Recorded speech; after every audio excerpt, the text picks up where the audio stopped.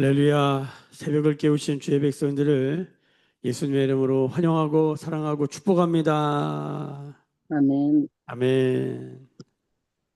요한계시록을 읽고 듣고 이 말씀대로 지켜 행하는 자는 복이 있다 말씀하셨습니다. 계시록 1장 5절에 예수님이 하신 이 말씀을 읽고 처음부터 끝까지 잘 읽어야 돼요. 잘 읽고 잘 듣고 이 말씀대로 순종하면 복이 있다 말씀하셨습니다.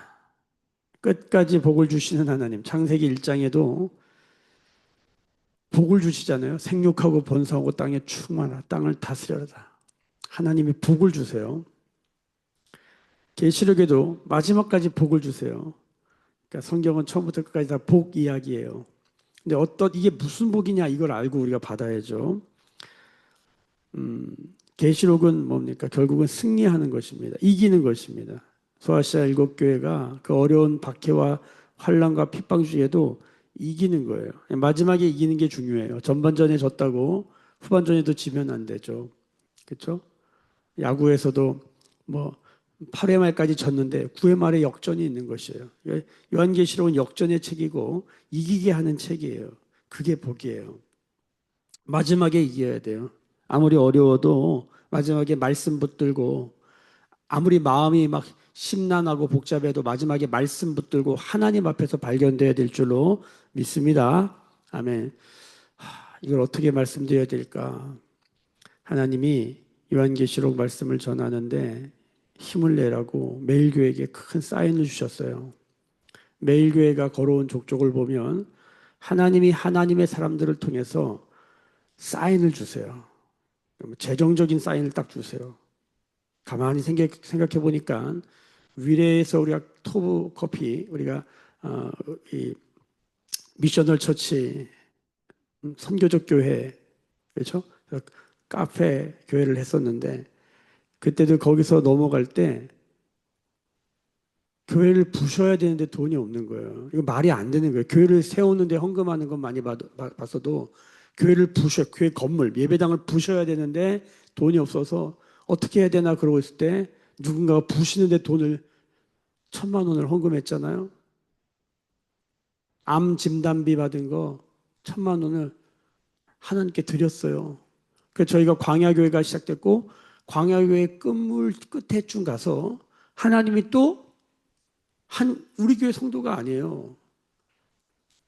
유튜브 말씀을 듣고 마음에 도전을 받아 1,000만 원을 헌금했어요.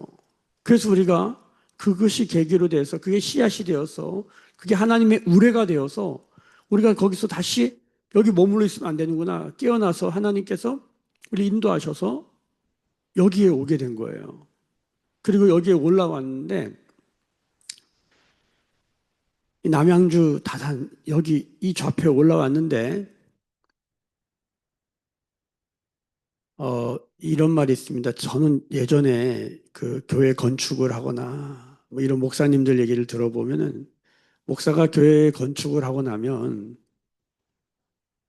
항상 무슨 뭐 육체적으로 또 정서적으로 굉장히 큰 어려움을 많이 당하더라고요. 그런 얘기를 굉장히 많이 들었는데 저도 몰랐는데 지나고 나서 생각해 보니까 여기 딱 올라왔는데 몸에 병이 확 올라온 거예요. 몸에 병이 올라오고 여러 가지 목회적인 부분들에 있어서 참 힘든 여러 가지 일들이 나타나더라고요. 지나고 보니까 이게 고난의 시간이었구나. 그리고 이제 그 힘이 많이 빠진 거예요. 이게 뭔가 힘이 안 나는 거예요. 여러 가지 어려운 거예요. 그래서 요즘 이런 생각합니다. 이럴 바에야 그냥 한번 화끈하게 쉴 걸.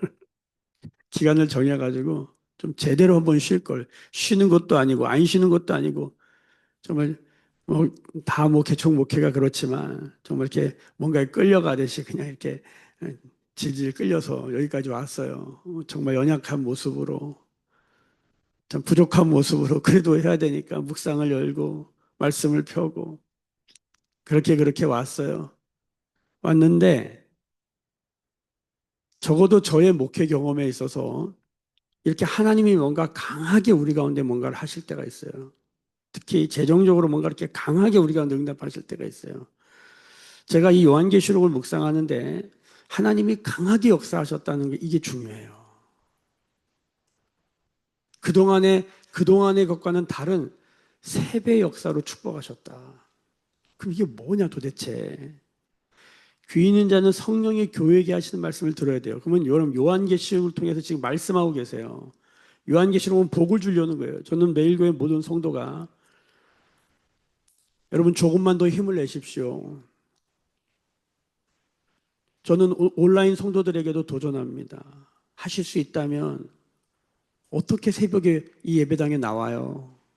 우리 김선자 집사님 어떻게 새벽에 나와요? 근데 한번 나오셔야 돼요.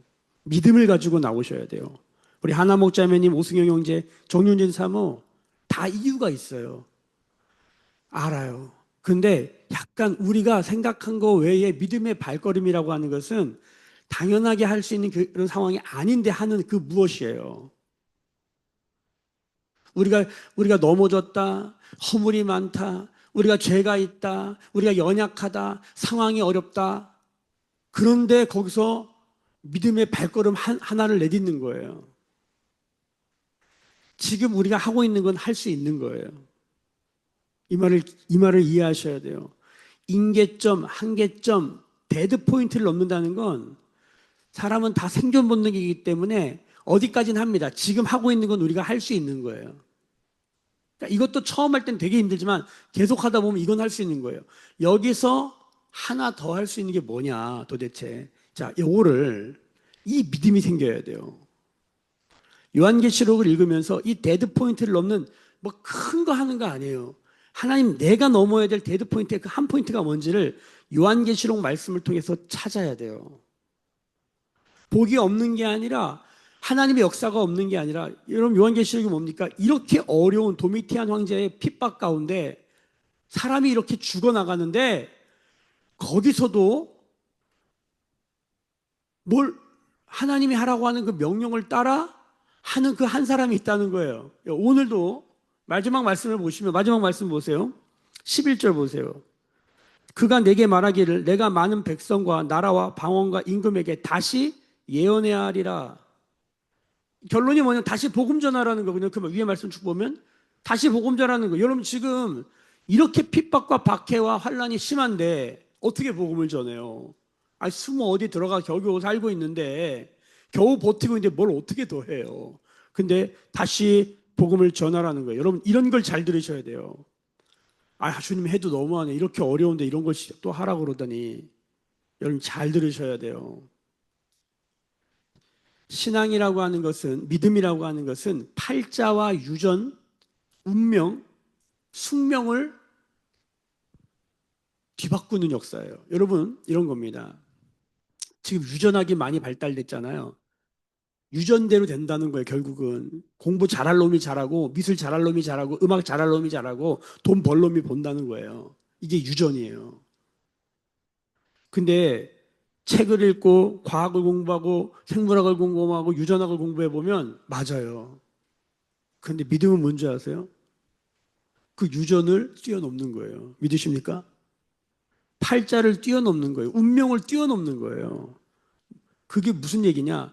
성경이 이렇게 말해요. 우리는 죄인이라는 거예요. 원죄를 갖고 태어났다는 거예요. 이걸 어떻게 바꿔요? 이게 정죄, 운명, 숙명이에요. 그래서 죄로 말미암아 죽는 게 우리의 숙명이고 운명이고 팔자고 유전이라는 거예요. 죄의 유전이라고 그래요. 이걸 못 바꿔요. 인간이 아무리 공부를 많이 하고 로켓을 타고 우주에 날아가도 수많은 공로와 착한 일과 무슨 뭘 해도 이거 못 바꾼다는 거예요. 근데 예수 그리스도를 믿으면 성경이 뭐라고 그러냐면 유전이 바뀌고 운명이 바뀌고 숙명이 바뀌고 팔자가 바뀌고 죄인이 의인되고 저주가 축복이 되고 어둠이 빛이 되고 불안이 평안이 되고 다 이 얘기예요. 어떻게 우리가 그걸 해요? 성경이 이 얘기를 하는 거예요. 그 믿음의 포인트가 있어요. 각 사람에게. 하나님의 믿음이구나. 그 사람을 향한 믿음의 포인트가 있다고요. 중풍병자가 있는데 그 친구의 믿음 뭐예요? 지붕을 뚫는 믿음이에요. 그런 포인트가 있다니까요. 바디머의 믿음의 포인트는 뭐예요? 결정적인 순간에 뭘 구하냐는 거예요. 내가 너에게 무엇하여 주기를 원하느냐? 이 깡통 좀 채워주세요. 이런 말이 안 나오라. 내 눈을 뜨게 해주세요. 이런 포인트가 있다니까요. 사람들이 욕하고 비웃는데도 주님께 나아가는 것이죠. 라우디게가 아니죠. 그 수로보니가 여인 보세요. 가나안 여인. 주님께 나아가서 뭐라 그래요? 예수님이 나는 응? 이방인들에게 보내받지 않았다. 사실 맞지 않는 말이에요. 근데 이 여자가 뭐라 그럽니까? 개들도 주인의 상에서 떨어진 부스러기를 먹지 않습니까? 내 믿음이 너를 구원하였다. 믿음의 포인트가 있다니까요. 다 다른 양상과 모양으로 나타나는데 어떤 사람은 새벽기도 요 자리에 나와 앉아 있는 거 그거 하나고 어떤 사람은 11조 내는 거 그거 하나예요. 대단한 거 아니에요. 그러면 11조를 안 내는 거 믿음이 없는가? 그런 게 아니에요. 여기 안 나오면 믿음이 없는 건가? 그런 게 아니에요. 그 사람을 향한 믿음의 포인트가 있다는 거예요. 그 사람을 향한 믿음의 포인트. 이걸 들을 줄 알아야 돼요. 레마라고, 레마.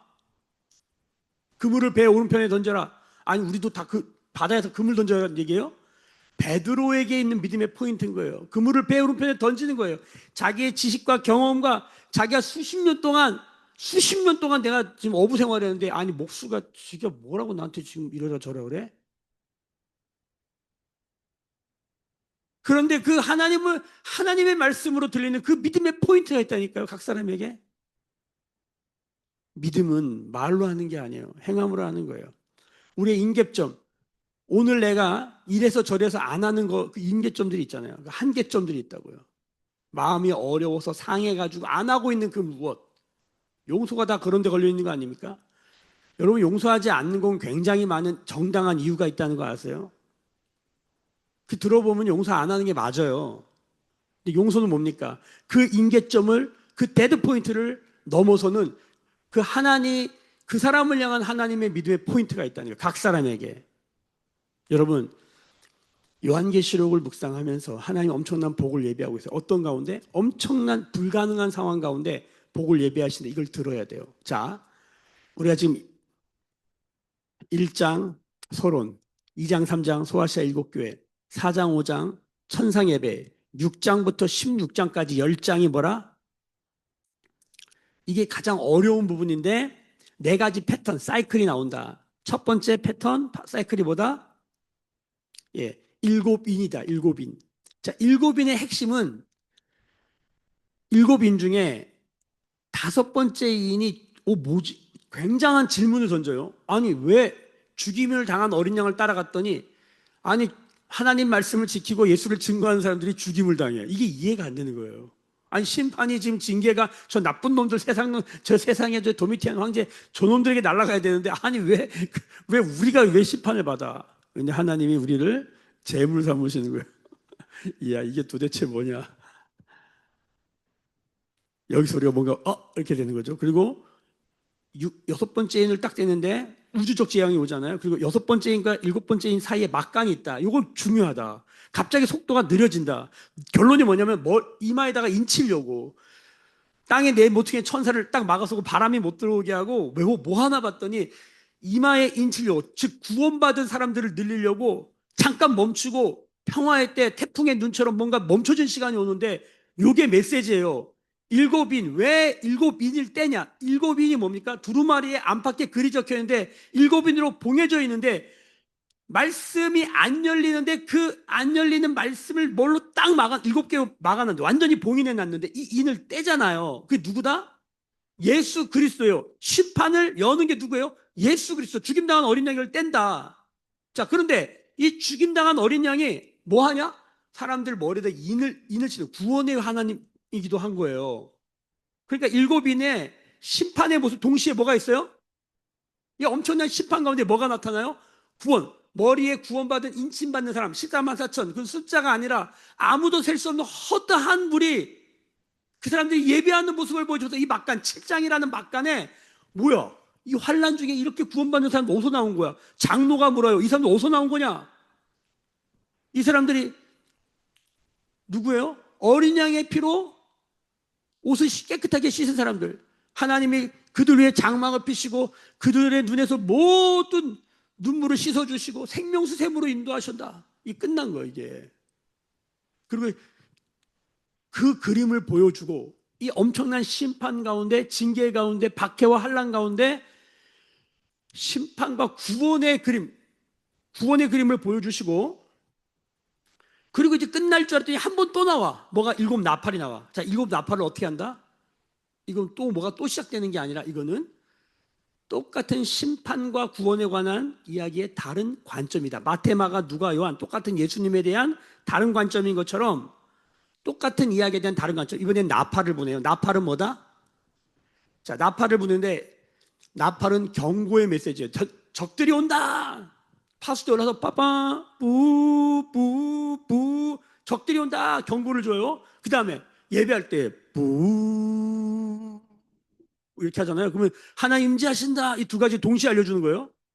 경고와 동시에 임재를 알리는 사이렌 같은 거예요. 사이렌이 울리는 거예요.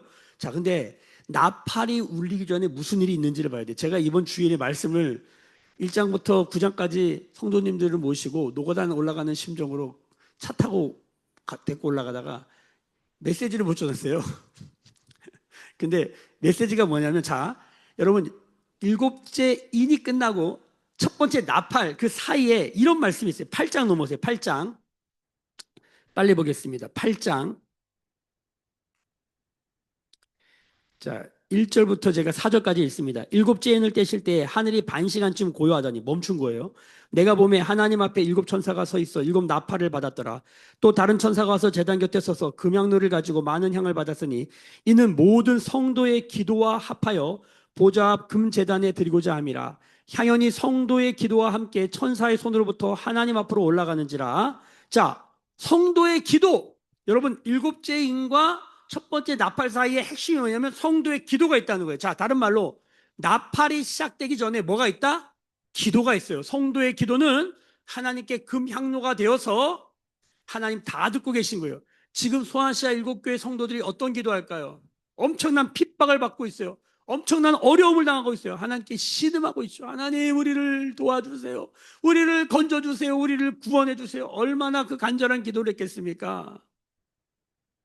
일제시대 유견동란에 우리 믿음의 선배들 크리스찬들이 얼마나 주님 앞에 간절히 간구했겠습니까? 그런 기도예요. 이 기도는 그냥 이렇게 편안히 앉아가지고 따뜻한 방구석에 시원한 에어컨 틀어놓고 하는 기도가 아니에요.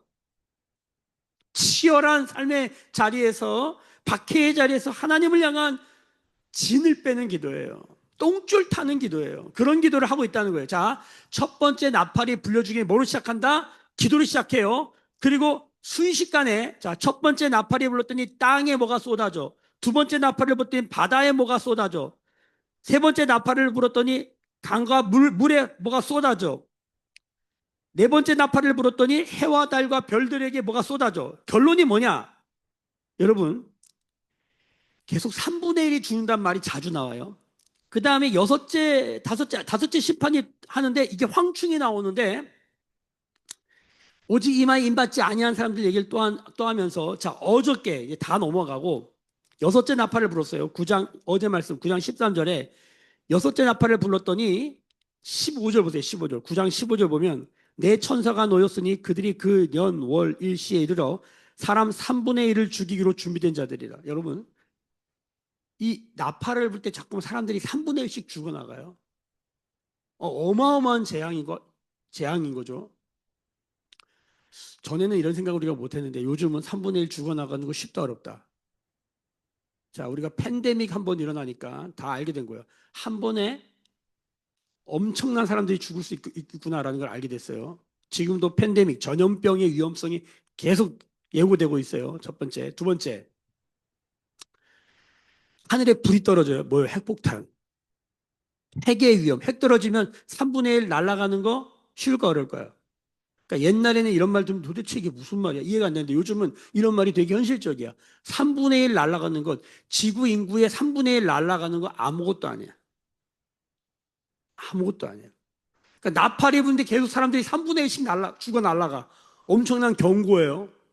엄청난 경고인데 이 경고가 주는 메시지가 뭐냐? 자, 9장 20절부터 보겠습니다. 20절부터 같이 읽습니다. 21절까지 시작.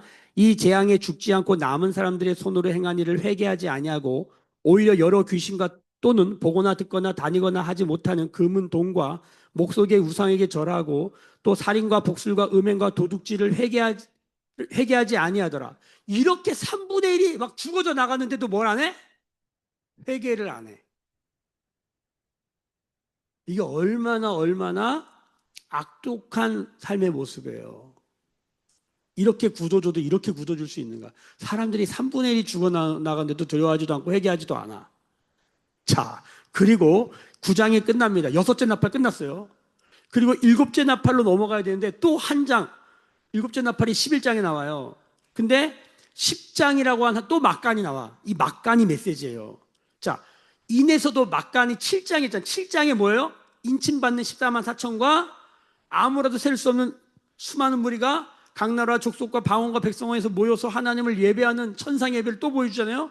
구원받은 사람들이 예배를 보여주잖아요. 그런 것처럼 10장이 또 막간이야. 이 막간의 핵심이 뭐냐? 자, 몇 절을 보시냐? 2절 보세요. 2절. 그 손에 펴놓인 작은 두루마리를 들었다. 자, 두루마리는 결국 뭐예요? 말씀을 상징하는 거예요. 말씀을 들었다. 근데 이 말씀을 든 사람이 누구냐? 힘센 다른 천사라 그래. 이게 해석이 분분합니다. 이 천사가 도대체 누구냐? 이게 지금 그냥 일반 천사는 아닌 것 같아요. 두루마리도 들었고, 한 오른발은 바다에, 왼발은 땅에 밟고, 그러니까 보통 천사가 아니에요. 그래서 이 크게 두 가지예요. 가브리엘쯤 되나 보다. 이게 첫 번째 해석이고, 두 번째는 이거 예수님이다. 이렇게 말하는 거예요. 정확하게 몰라요. 이게 가브리엘인지 이게 예수님인지 모르겠는데, 이거는 확실히 알아야 돼요. 이거는 우리 편이다. 이건 우리 편이다. 이건 확실히 알아야 돼요. 자, 그런데 결국 이 두루마리를 들고 뭐 하나 봤더니, 자, 몇 절을 보시냐면, 7절 보세요. 7절 같이 읽습니다. 일곱째 천사가 소리내는 날 그의 나팔을 불려고 할 때에 하나님이 그의 종 선지자들에게 전하신 복음과 같이 하나님의 그 비밀이 이루어지리라 하더라. 자, 마지막 일곱 번째 나팔이 불려지면 무슨 일이 일어난다? 하나님이 그의 종 선지자들에게 전하신 복음과 같이 하나님의 비밀이 이루어지리라. 자, 복음과 같이 하나님의 비밀. 그럼 하나님의 비밀이 뭐예요? 자, 성경은 빨리 찾겠습니다. 골로새서 빨리 펴겠습니다. 골로새서 우리가 자주 봤던 말씀이 또 보겠습니다. 마테마가 누가 요한 사도 로마서 고린도 전후에 갈라디아서 에베소서 빌립보서 골로새서 1장 26절 골로새서 1장 26절 27절 제가 읽습니다. 이 비밀은 만세와 만대로부터 감추어졌던 것인데 이제는 그의 성도들에게 나타났고 하나님이 그들로 하여금 이 비밀의 영광이 이방인 가운데 얼마나 풍성한지를 알게 하려 하심이라. 이 비밀은 너희 안에 계신 그리스도니 곧 영광의 소망이시라. 아멘. 이 비밀이 뭐예요? 하나님의 비밀이 뭐예요? 예수 그리스도. 따라하겠습니다. 하나님의 비밀은 예수 그리스도다. 자, 그러니까 복음은 뭐예요? 하나님의 비밀이에요. 복음은 뭐예요? 곧 예수 그리스도예요. 자, 이거는 뭐예요? 감추어진 거예요? 나타난 거예요? 나타난 거예요. 여러분 예수님만 알면 돼요. 다른 거 몰라도 돼요. 감추어진 거 괜히 모르는 거 막 캐려고 하지 마세요. 힘센 천사가 뭐냐? 잘 모르겠어요. 그런 거 잘 몰라도 돼요. 확실하지 않은 거. 육명격이 뭐냐? 천년왕국이 뭐냐? 14만 4천이 뭐냐? 이렇게도 볼 수 있고 저렇게도 볼 수 있는 거 애매한 것들 감추어진 것 같은 것들은 괜찮아요. 근데 여러분 확실히 붙들어야 될 게 뭐래요? 확실히 붙들어야 될 게 뭐예요? 복음이에요. 복음. 이런 거에 여러분 잘 들으셔야 돼요. 저를 보세요. 다 저를 보세요. 야구 하시죠. 야구를 보면 막 머리 치고 이렇게 배 치고 막 이렇게 하고 막 이렇게 해요. 사인을 주는 거예요. 타자한테, 포수한테, 투수한테 막 이러는데 그 중에 사인은 하나예요. 코 만지는 거. 코 만지면 번트다. 자, 그 선수들끼리 팀원끼리 약속을 해요.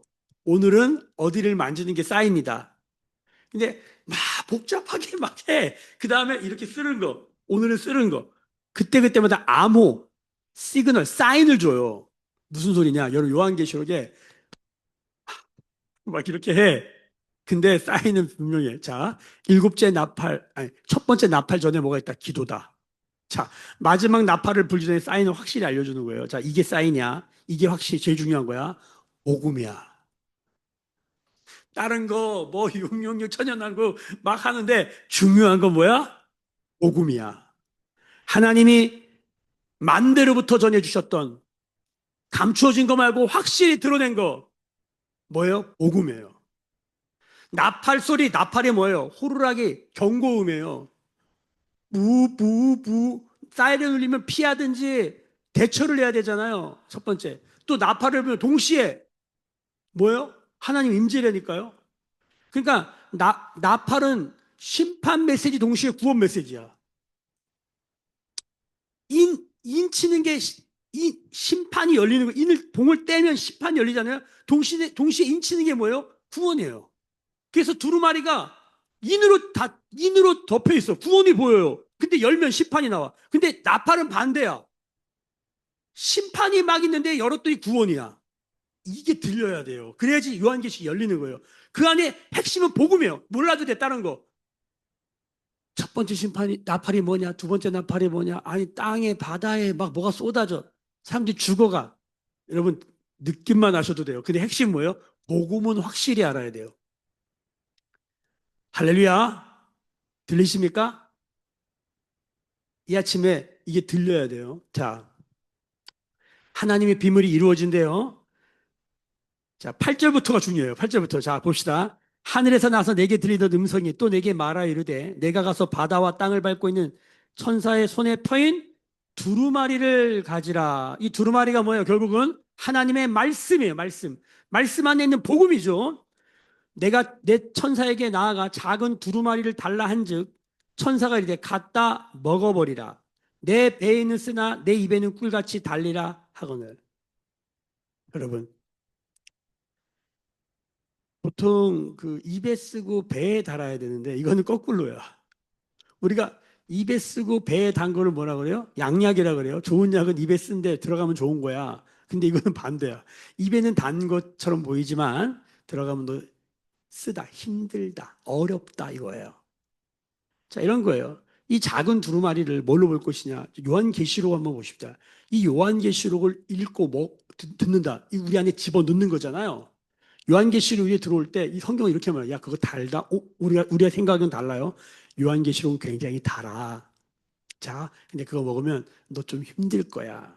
왜 힘들까요? 너 요한계시록 먹으면 달아. 우리가 생각과는 달라요. 요한계시록 엄청 어려워, 힘들어가 아니에요. 요한계시록은 굉장히 달단다. 여러분 지금 이제 여러분 이 요한계시록이 달게 느껴지시기를 예수님의 이름으로 축복합니다. 근데 너 배에는 쓰다. 왜 쓸까요? 자, 거기 답이 나와 있어요. 11절 다시 읽습니다. 11절 시작. 그가 내게 말하기를 내가 많은 백성과 나라와 방언과 임금에게 다시 예언하여야 하리라. 다시 예언하여야 하리라. 뭐를? 복음을. 하나님의 비밀 예수 그리스도를 다시 전해야 되는 거예요. 예언이 뭐예요? 예언은 사람들에게 하는 것으로 고린도 전서 14장의 말씀 보면 하나님의 말씀을 맡겼다. 예언. 예금할 때 그 예언이에요. 말씀을 맡은 거예요. 왜 나한테 주셨을까? 왜 나의 입에다가 주시고 내 마음에 넣어주시고 내 배에다 넣어주셨을까? 이거 전하라는 거예요. 왜 쓸까요? 전하는 건 쉬운 일이 아니에요.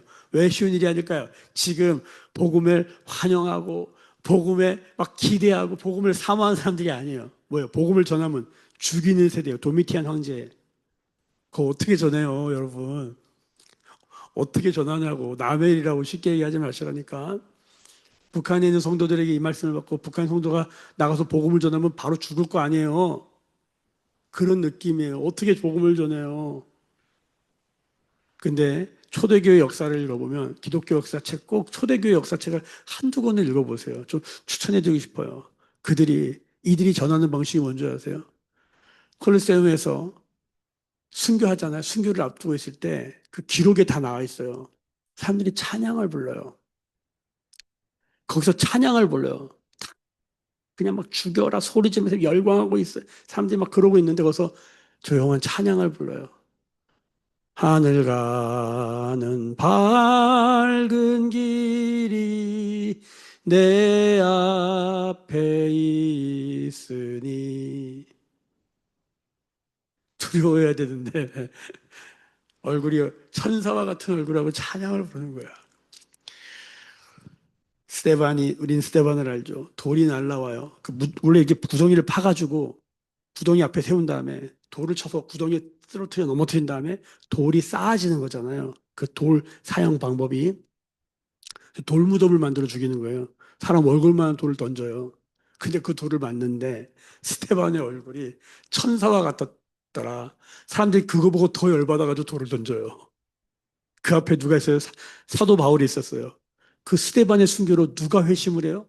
사도 바울 안에 엄청난 질문이 생겨요. 이게 뭐야, 이 사람들?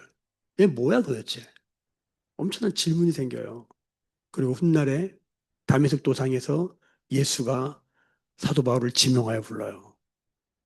스데반의 순교의 씨앗으로 사도 바울이라고 하는 한 영혼이 스데반의 제물을 통하여 사도 바울의 죄를 해결하세요, 하나님이. 이건 신비예요. 여러분, 이 초대교회 성도들이 어떻게 복음을 전했는가? 사실 전한 게 아니에요. 이들은 카토콤에 들어갔고요. 거기서도 신앙을 지켰고요. 그리고 그렇게 300년을 보내요. 여러분, 이거 어떻게 설명할 수 있을까? 그들은 삶의 복음, 조용히 한 사람 한 사람 만나서 확인하고 확인하고 확인해서 그 사람에게 복음을 전하기 전에 누군가가 이 카타콤에 들어오려면 익투스가 뭐예요? 암호야, 암호. 이 사람을 세례를 주려면요. 초대교 때는 세례 문답 과정이 엄청나게 철저했습니다. 왜냐하면 만약 로마의 첩자가 만약 그냥 들어오잖아요. 그 안에 다 몰살당하는 거. 그러니까 예수 믿는 한 사람을 만들려면요. 엄청난 문답과 검증의 과정을 갖는 거예요. 교회 예배당에 아무나 못 들어와요. 쉽게 말하면. 그래서 그 한 명이 들어와서 그 한 명이 죽을 때까지 생명을 걸고 신앙을 지키는 삶을 살면서 그렇게 대화대를 잇는 어느 날 로마가 뒤집어집니다. 그걸 누가 생각했겠어요? 여러분 요한계시록이 이런 거예요. 여러분 신앙을 지키고 있는 자들에게 저 로마가 뒤집어질까요? 지금 핍박받고 있는 자들에게 그게 보일까요? 요한계시록 보여주는 거예요. 저거 뒤집어진다. 북한의 지하교회 성도들의 기도와 그들이 그 말 숨어서 막 입을 뒤집어 쓰고 하는 기도 가운데 북한이 뒤집어질까요? 여러분 요한계시록 뭘 말해요? 뒤집어진다는 거예요. 역전한다는 거예요. 마지막 때에 우리가 감당할 수 없는 어려움이 있을 때 이기고 승리하는 사람들이 있다. 첫 번째 나팔 전에 기도하는 성도의 기도와 끝까지 다시 예언하는 사람들. 이 사람들 통해서 무슨 일이 일어난다? 하나님의 나라가 도래한다는 거예요. 일곱 인도 도장 찍는 거라고 그랬어요. 심판과 구원 메시지예요. 일곱 나팔도 결국 뭐예요? 기도와 말씀으로 끝나요. 그러면서 뭐예요? 구원하겠다는 거예요. 다시 복음을 전해서 한 영혼이라도 건지라는 거예요. 언제? 언제? 가장 핍박이 심할 때. 여러분, 무조건 다 나가서 막 복음을 전하고 그것만 있는 게 아니에요. 각 사람에게 믿음의 포인트가 있다니까요. 이 다시 예언하라는 하나님의 음성이 나에게는 뭘로 드린지, 지금 내가 뭘 해야 되는지, 지금 나에게 믿음의 한 발자국은 뭔지, 열심히 달리고 있다가 쉰 사람에게는 다시 달리는 게 믿음의 포인트일 것이고 한 번도 달려보지 않은 사람에게는 발을 한번 떼어보는 거예요. 이렇게 100m쯤은 올라가는 사람한테 이제 300m를 도전해 보는 것이고 아침에 매일 8시에 일어나는 사람들이 7시에 일어나 보는 것이고 7시에 일어나는 사람들이 6시에 일어나 보는 것이고 6시에 일어나는 사람들이 이 예배당에 오는 것이고 각 사람에게 믿음의 포인트는 다르지만 분명히 요한계시록 읽으면서 믿음의 그 포인트를 여러분 다루셔야 된다는 거예요. 성경은 약속합니다. 복이 있다. 믿으십니까? 믿음의 데드 포인트 이 한계점을 뛰어넘어 오늘도 다시 예언하는 다시 복음을 전하는 그래서 수련의 주제를 잡은 거예요. 다시 꿈꾸자. 이거는 하나님 저에게 하신 말씀이에요. 어떻게 20대를 보냈는가? 어떻게 30대를 보냈는가? 이제 50대가 되어서 다시 그때를 돌아보니까 그때 그렇게 가난하고 어려워도 내가 뭘 했지? 지금 생각하면 그때보다 훨씬 잘 사는데 지금 난 뭘 하지? 다시 보는 거예요. 다시 꿈을 꾸자. 요한계시록 우리로 다시 꿈꾸게 하는 복음이구나. 그 수련회 급하게 가는 것 같지만 갑자기 거기서 시간이 느려지면서 우리 가운데 선명히 보여 알게 되어진 일들이 있게 될 줄 믿어요. 일상을 사는 거예요. 밥을 먹고 교제하고 바닷가에서 꿈틀꿈틀해. 제목 하나를 달아도 몸부림을 치며 거기다 쓴 거예요. 여러분들은 대충 넘어가지만 저에게는 그게 아니에요. 상관없어요. 왜냐하면 지금 하나님께서 매일 교회에 엄청난 사인을 주고 계세요. 이 사인을 보는데 뭘 느껴지냐면 두려워요. 너무 기쁘고 좋은데. 왜? 응답이 왔으니까. 재정이 어려워요. 주님 도와주세요. 엄청난 응답이 왔어요. 그동안의 응답과는 차원이 달라요. 매일교회 역사상 이렇게 큰 재정이 들어온 적이 없어요. 한 번에. 너무 좋은데 너무 두려워요. 무슨 소릴까요? 이 말씀을 들으셔야 돼요. 성도의 기도와 일곱 번째 나팔 전에 보다 다시 예언하라. 예언하려면 어떻게 해야 돼요?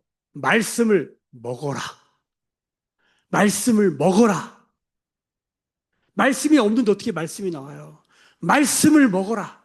요한계시록을 꼼꼼히 씹어 드시길 예수님의 이름으로 축복합니다. 아멘. 이건 달다. 복이다. 은혜다. 먹어라. 근데 좀 하기는 힘들 거다. 이걸 기억하시고 믿음의 포인트를 도전하는 각자의 믿음의 포인트를 도전하는 7월 8월이 되시길 예수의 이름으로 축복합니다. 기도하겠습니다. 주님, 말씀을 열어주시니 감사합니다. 입에는 단데 배에는 쓰군요. 다시 예언하라. 말씀을 먹어라. 이건 비밀이다. 이미 너에게 알려준 그 복음으로 나아가라. 다른 거 알려고 하지 마라. 다른 거 그냥 덮어놔도 된다. 주님 말씀을 기억하고 복음 붙들고 끝까지 다시 예언하는 그 길로 가도록 오늘도 말씀을 먹었사오니 주여 새로운 힘과 용기를 허락하여 주옵소서. 용서할 수 없습니다. 용서하게 하시고 순종할 수 없습니다. 순종하게 하시고 갈 수 없습니다. 가게 하시고 할 수 없습니다. 하게 하시는 주님의 오른손에 잡힌 바 된 매일교회 각 사람 되도록 축복하여 주옵소서. 지금은 우리 주 예수 그리스도의 은혜와 하나님 아버지의 크신 사랑하심과 성령의 감화감동 충만케 하시며 다시 예언케 하시는 그 말씀을 먹어 다시 예언케 하시는 성령의 기름 부으심이 오늘 머리 숙여 묵상하며 기도하며 예배하는 주의 백성들의 머리 위에 그들의 삶과 가정과 생업과 일상과 일터 위에 매일교회와 조국교회와 열방에 나간 선교사님들 위해 지금부터 영원까지 함께 계실지어다. 아멘. 주의 영광 이곳에 가득해 우린 선해 주님과 함께해 찬양하며 우리는 전진하리 모든 열방 주 볼 때까지.